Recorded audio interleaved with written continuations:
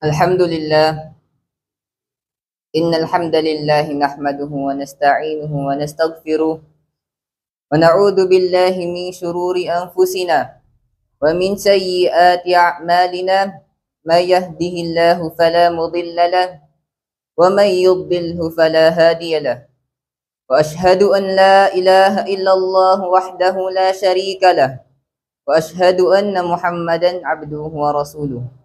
أما بعد، فيا عباد الله، يقول الله تبارك الله تعالى في كتاب الكريم بعد أعوذ بالله من الشيطان الرجيم: يا أيها الناس اتقوا ربكم الذي خلقكم من نفس واحدة وخلق منها زوجها وبث منهما رجالا كثيرا ونساء واتقوا الله الذي تساءلون به والأرحام إن الله كان عليكم رقيبا. وقال تعالى: يا أيها الذين آمنوا اتقوا الله حق تقاته ولا تموتن إلا وأنتم مسلمون واعتصموا بحبل الله جميعا ولا تفرقوا إلى آخر الآية. قال النبي صلى الله عليه وسلم: إن الله كتب الإحسان على كل شيء. صدق الله العظيم وصدق رسوله الكريم.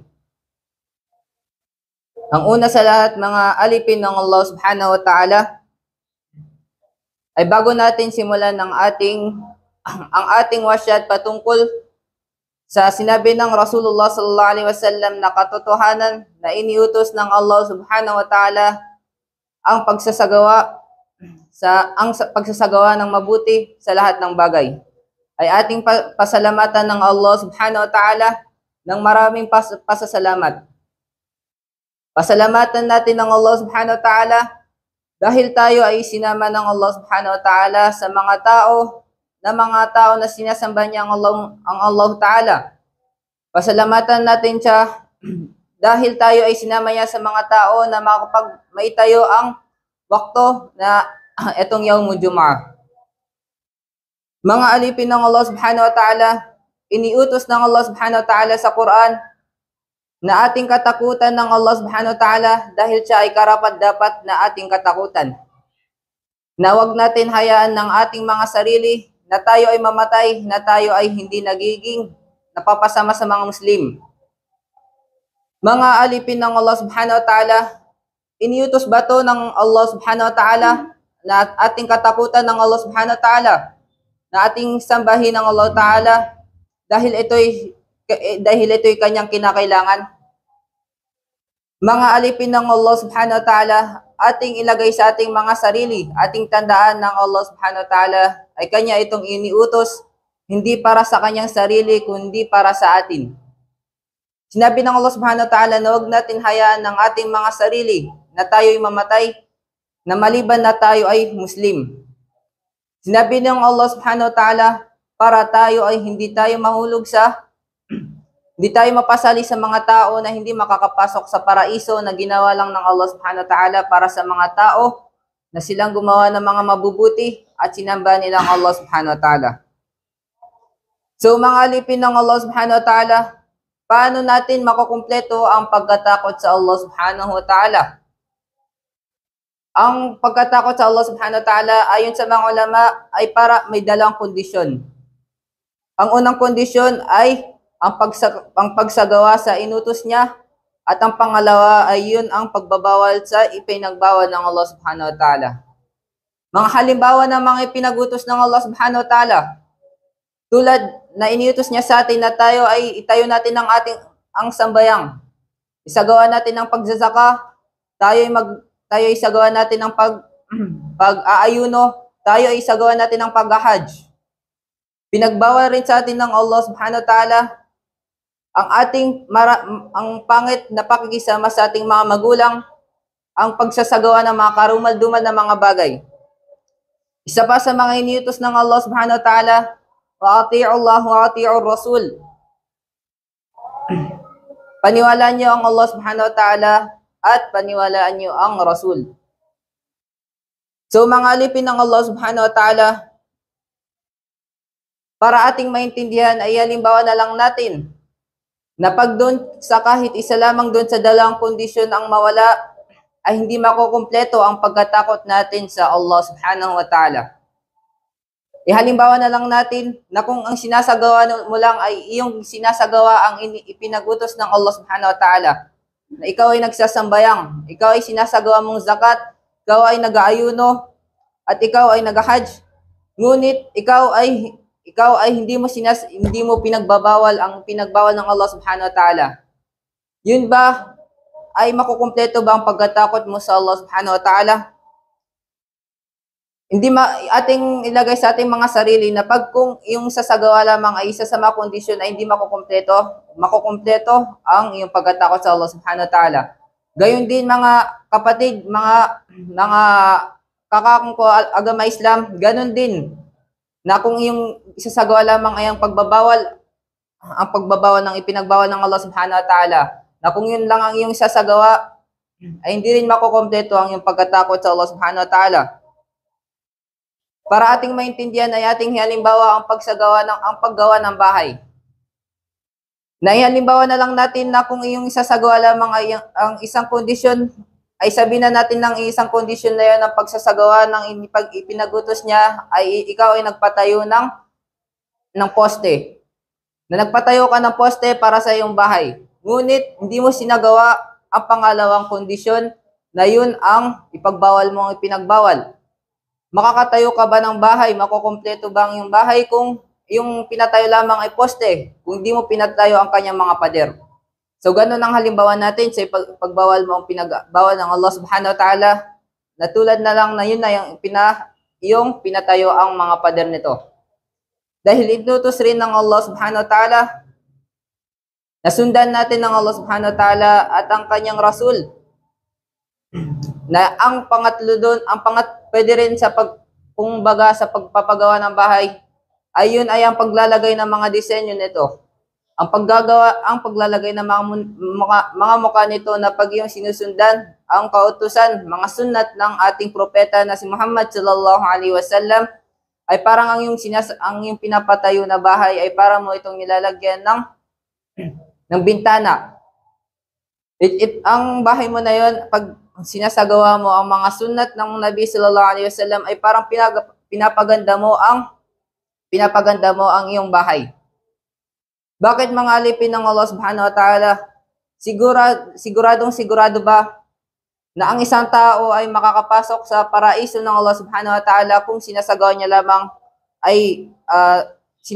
lang ang inutos ng Allah at ang kanyang ipinagbawal, na hindi niya sinasagawa ang mga sunat ng propeta natin na si Muhammad sallallahu alaihi wasallam? Sigurado ba na ang mga taong yun ay makapasok sa paraiso?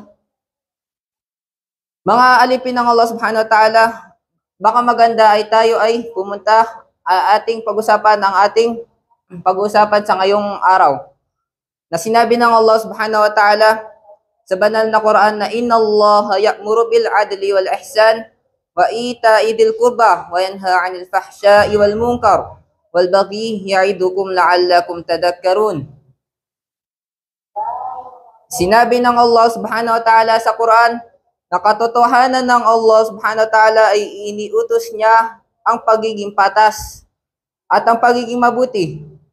Iniutos rin ng Allah subhanahu wa ta'ala ang magiging pakikitungo sa ating mga kamag-anak at kanyang ipinagbawal ang pagsasagawa ng karumal-dumal na mga gawain at ipinagbawal niya ang mga masasamang gawain.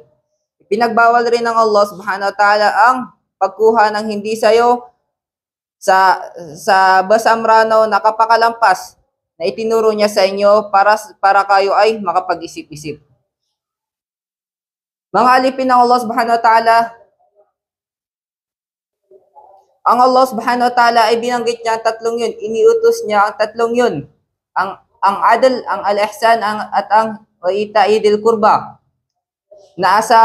Kung ating babasahin sa basa Arab, ang adl ay yun ang pagiging, ita-translate mo ito sa English ay ang justice. Mga alipin ng Allah subhanahu wa ta'ala, ang ibig sabihin dito ng Allah subhanahu wa ta'ala ay kanyang iniutos sa kanyang mga alipin ang pagiging patas.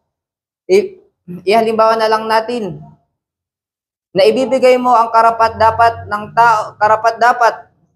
ng tao tulad ng kayamanan, ang ibibigay mo ang tamang karapatan ng isang tao tulad lamang ng kung karapatan niya ang kayamanan, ang posisyon o katayuan o sa lipunan man, na kung kanya itong karapatan ay dapat ay ito yung ibigay. Ihalimbawa na lang natin mga alipin ng Allah subhanahu wa ta'ala sa bata na namatay ang kanyang ama, na siya ay siya ay bata pa.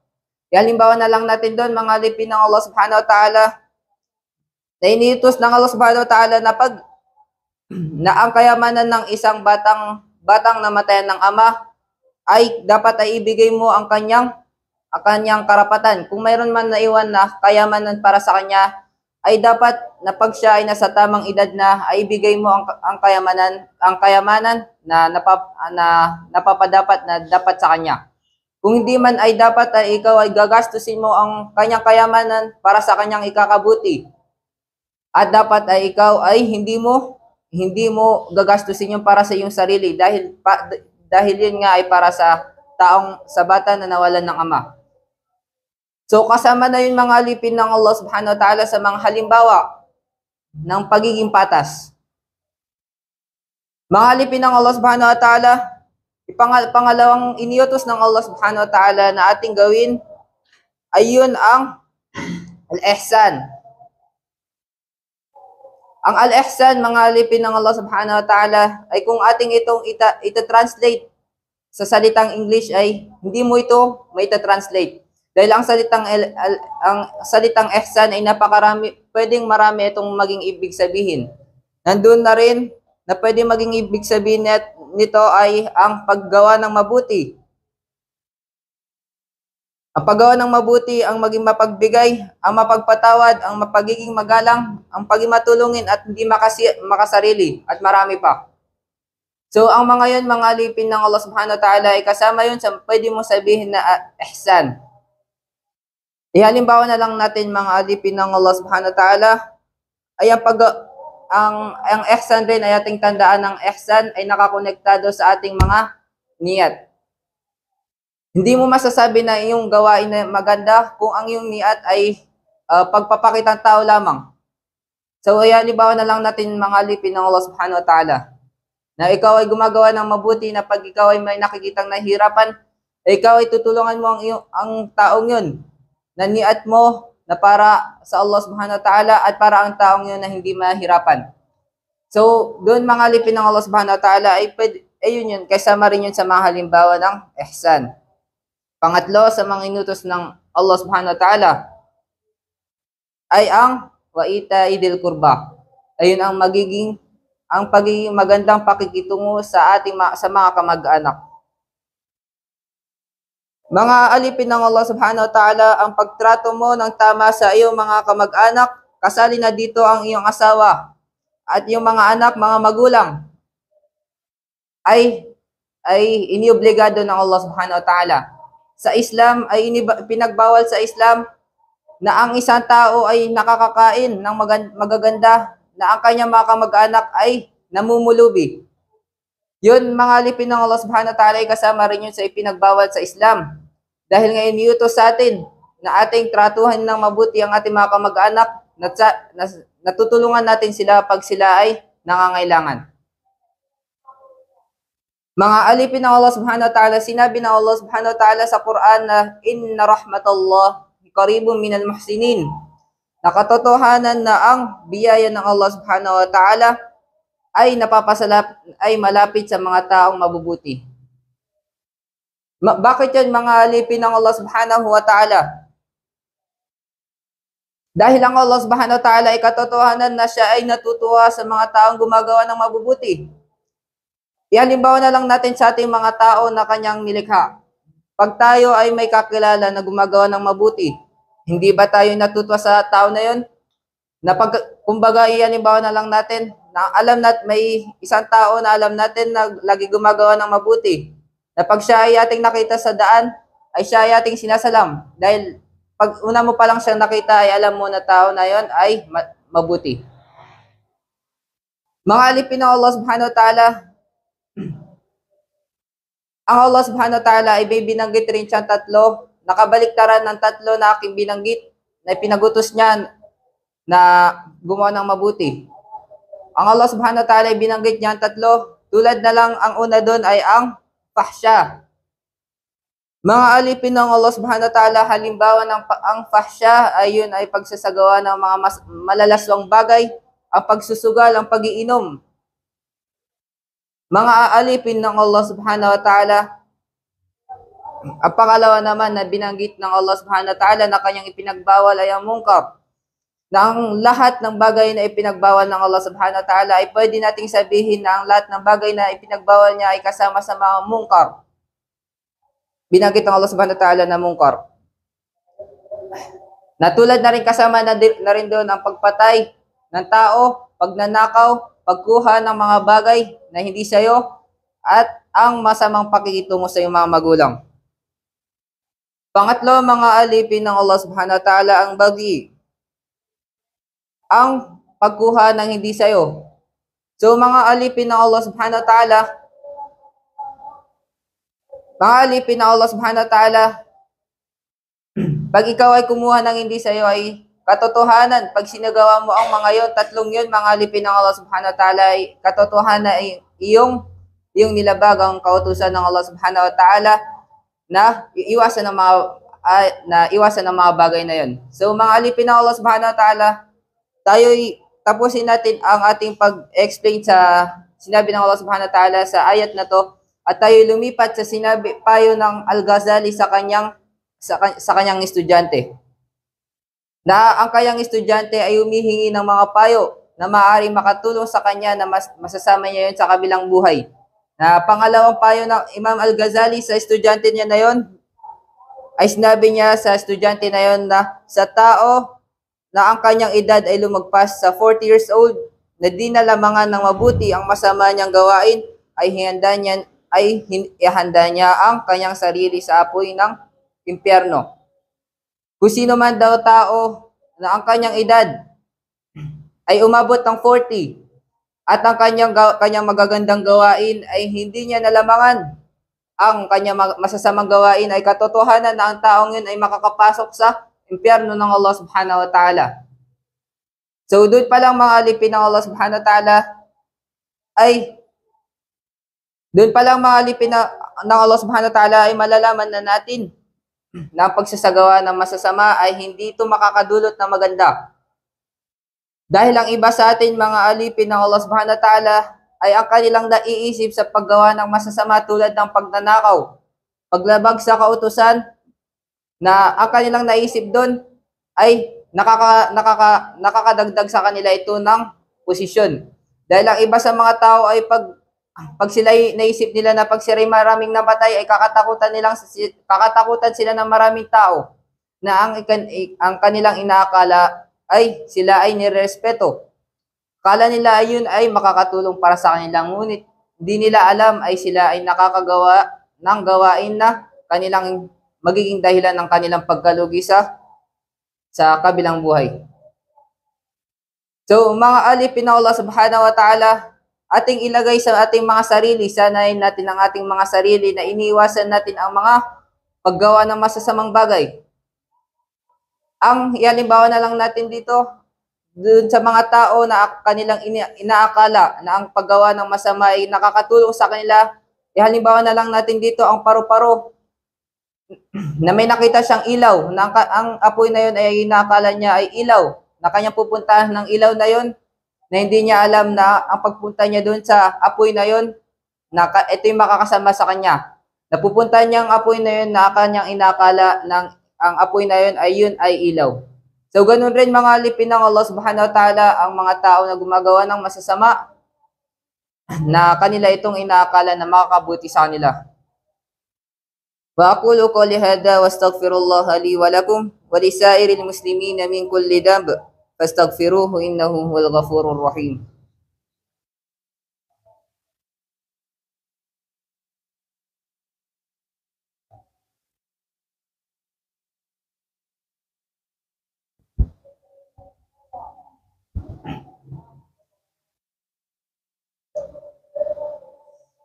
Alhamdulillahi Rabbil Alamin.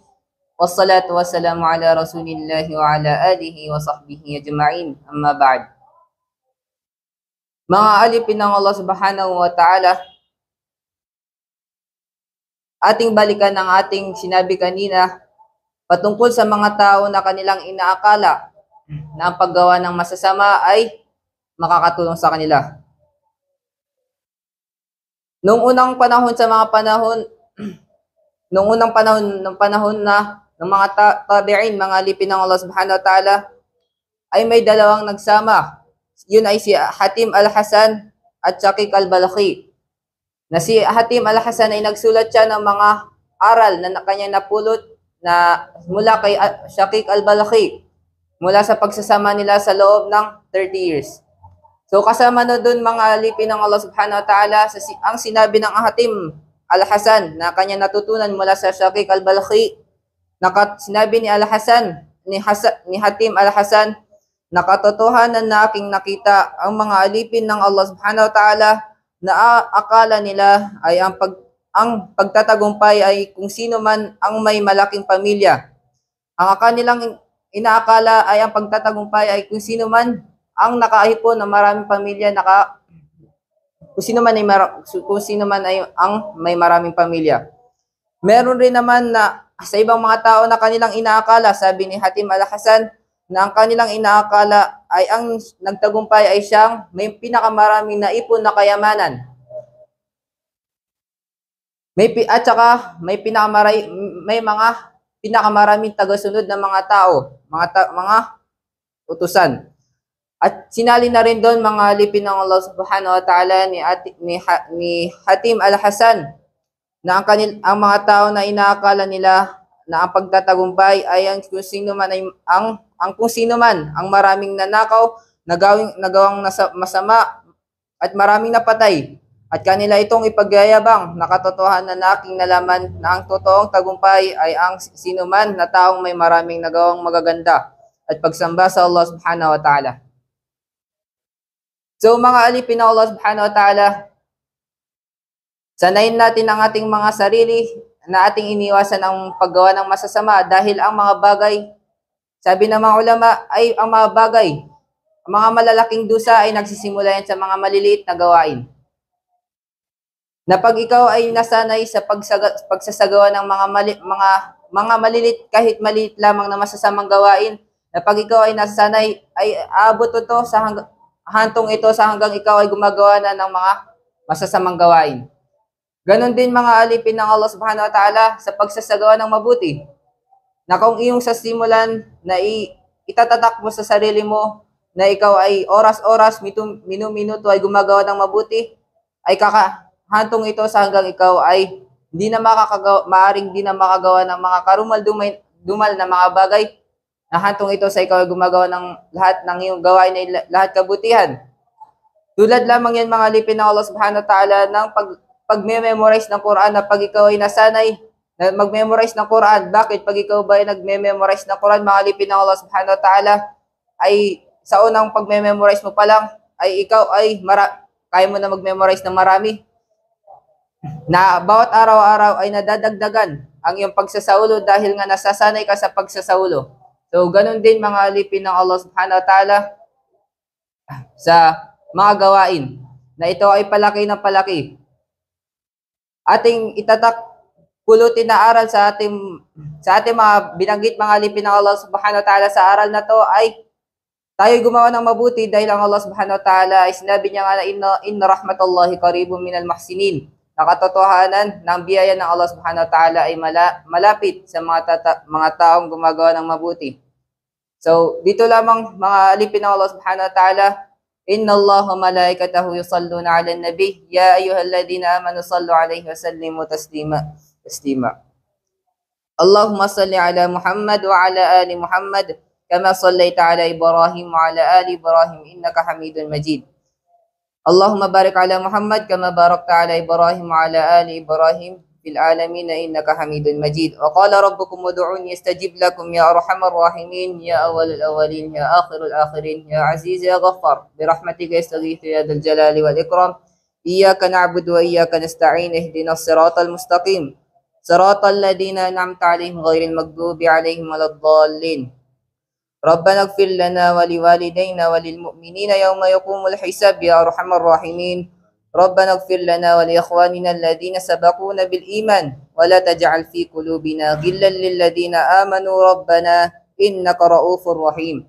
ربنا ظلمنا أنفسنا وإن لم تغفر لنا وترحمنا لنكونن من الخاسرين. ربنا آتنا في الدنيا حسنة وفي الآخرة حسنة وقنا عذاب النار. سبحان ربك رب العزة عما يصفون وسلام على المرسلين والحمد لله رب العالمين. الصلاة.